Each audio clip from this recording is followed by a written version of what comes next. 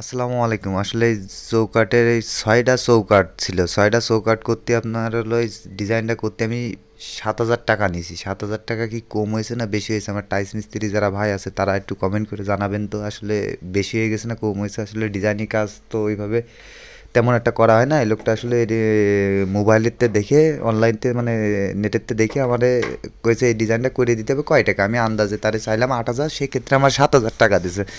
আমার লস হয়েছে না লাভ হয়েছে? যারা ডিজাইনিং কাজ করেন তারা একটু কমেন্ট করে জানাবেন লস হইলো না লাভ হইলো। কথায় আছে যত গুড় দিবা তত মিষ্টি বেশি হবে। ঘটনা হচ্ছে সিনারিটা দিয়ে হেভি সুন্দর ফুটেছে, বিল্ডিংটাই ফুটেছে এই সিনারিটার পরে। আসলে খুব সুন্দর লাগতেছে। আজকে পুটিং করে দেবো তাই মোছামুছি কাজ হচ্ছে। এই যে পুটিং করতেছি, পুটিং করে এখন মুছতেছি, মোছামুছি কাজ হচ্ছে। এরপরে দুটো সিনারি আছে, দেখেন আপনারা, দেখলে খুব ভালো লাগবে আসলে। এই একটা করলাম আসলে, এটা হলো বাদ দেওয়া টাইলস।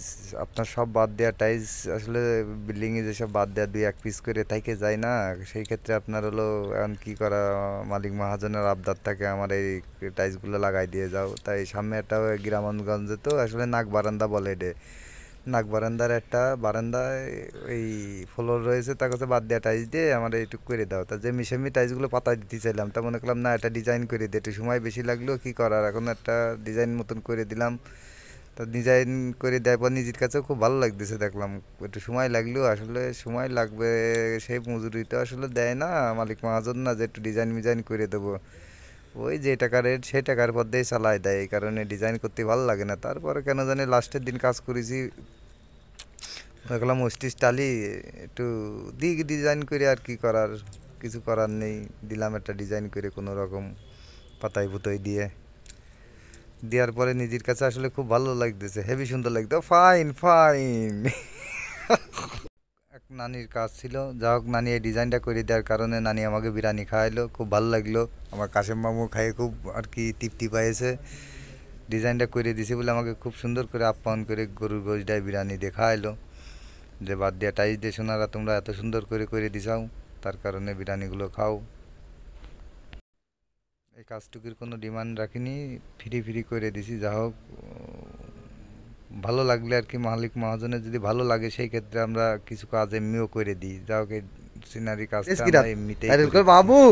ও ফাইন ফাইন, হেভি লাগতেছে। আর দুই দর্শক আছে আমাদের সাথে, তারা একটু ফাইন ফাইন করতেছে। ঘটনা আছে, এখন পুটিং করেছি তো, পুটিং করে এখনো মুছিনি, মুছা হয়নি। পুটিং একটু নরম করে দিছি, নরম করে আসলে টাইসের পর ল্যাবড়াই দিছি তো, দেখতে একটু বিশ্রী লাগতেছে। মুছামুছি করার পরে হেভি সুন্দর লাগবে জিনিসটা দেখতে। আর একটু কালো টাইস যদি পাওয়া যায় তো বাদ দেওয়া, তাহলে সেই ক্ষেত্রে আপনার কঠিন লাগতো, কঠিন। আর কীভাবে করেছি আপনারা একটু দেখেন। এলো প্রথম থেকে শুরুতেই কিভাবে মানে করা হয়েছে, সেইভাবে প্রথমে যেভাবে পাতায় নিছি টাইসগুলো সেইভাবে আর কি দেখানো আছে এখানে। শুরুতে আপনার এইভাবে করে পাতায় নিয়ে একটু দেখে নিলাম কিভাবে আসলে, ওরে বিশ্রী দেখা যাচ্ছে এখন, এর আগে ভাল লাগছিল।